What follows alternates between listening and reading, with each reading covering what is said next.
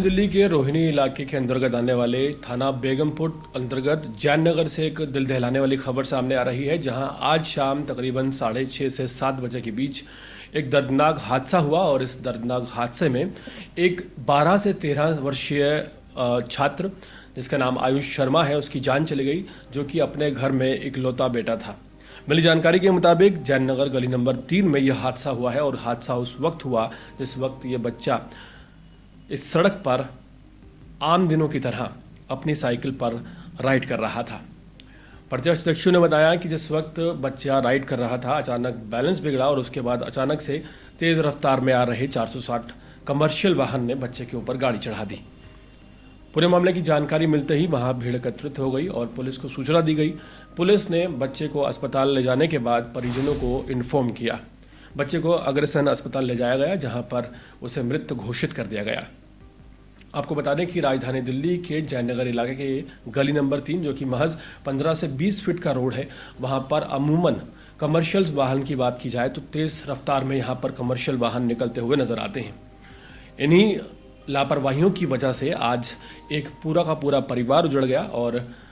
दयाराम शर्मा, जिनकी बीवी सपना शर्मा और उनके बेटे आयुष शर्मा के साथ और एक बेटी के साथ वो जयनगर के सरकारी रोड पर रहते थे, उनका ना सिर्फ परिवार जुड़ गया, उन्हें इस बात पर यकीन भी नहीं हो रहा कि उनका बच्चा अब उनके बीच में नहीं रहा है। मिली जानकारी के मुताबिक जो बच्चा है वो 8वीं क्लास में अभी ही गया था और बच्चे के जो परिजन हैं वो सदमे में हैं, वो ज़्यादा बात करने के भी हालात में नहीं हैं। और बच्चे के जो परिजन हैं, पिता उसके जुराब का व्यवसाय करते हैं। और अगर बात की जाए इस इलाके की, तो इस इलाके में अमूमन तेज़ रफ्तार का कहर जो है वो देखने को मिलता है। जिस तरह से एक बच्चे के साथ ये हादसा हुआ है, ये सवाल खड़ा करता है कि जो कमर्शियल वाहन है जिनके ऊपर अमूमन 40 किलोमीटर की लिमिट रखी रहती है, ये लबालब मलबे से भरे हुए ट्रक बहुत तेज़ रफ्तार में से जब छोटी गलियों में से निकलते हैं और कोई भी चीज़ इनकी चपेट में आती है, तो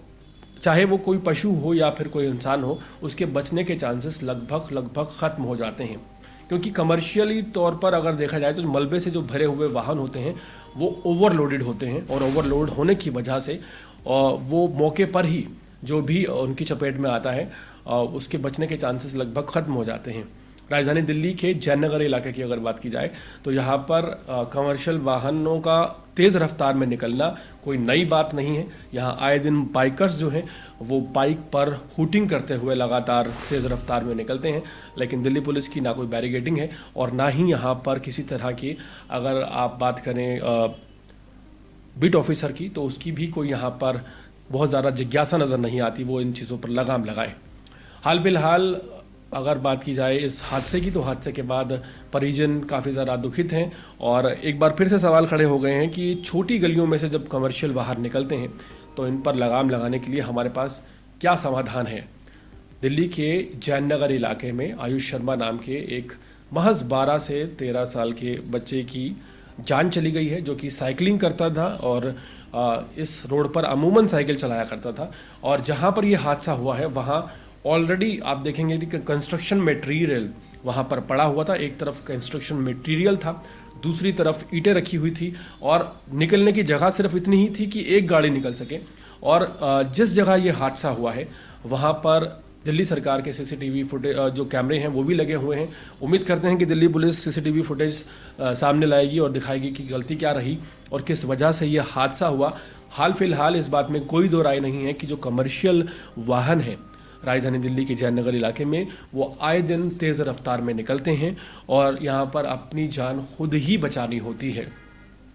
जिस तरह से एक घर का चिराग उजड़ गया है, एक घर का इकलौता बेटा इस दुनिया से चला गया है, ये वाकई दुखद है और सवाल खड़े करती है कि आखिर उस 12-13 साल के बच्चे की जो ज़िंदगी चली गई है उसका जिम्मेदार कौन है, किसकी लापरवाही से ये हादसा हुआ है। ये एक सबक लेने का विषय है और जो भी पुख्ता इंतज़ाम है वो उठाने की ज़रूरत है। यहाँ पर दिल्ली पुलिस से भी गुजारिश है कि इस रोड पे और दिल्ली के जयनगर इलाके के खासकर 40 फुटा रोड पर और 3 नंबर गली वाले रोड पर बैरिगेटिंग और पुलिस की पेट्रोलिंग होनी चाहिए, ताकि पता लगाया जा सके कि किस तरह से यहाँ आए दिन तेज़ रफ्तार में गाड़ियाँ निकलती हैं और जो बच्चे यहाँ पर खेलते हैं स्थानीय लोगों के, उनकी जान पर खतरा अक्सर बना रहता है।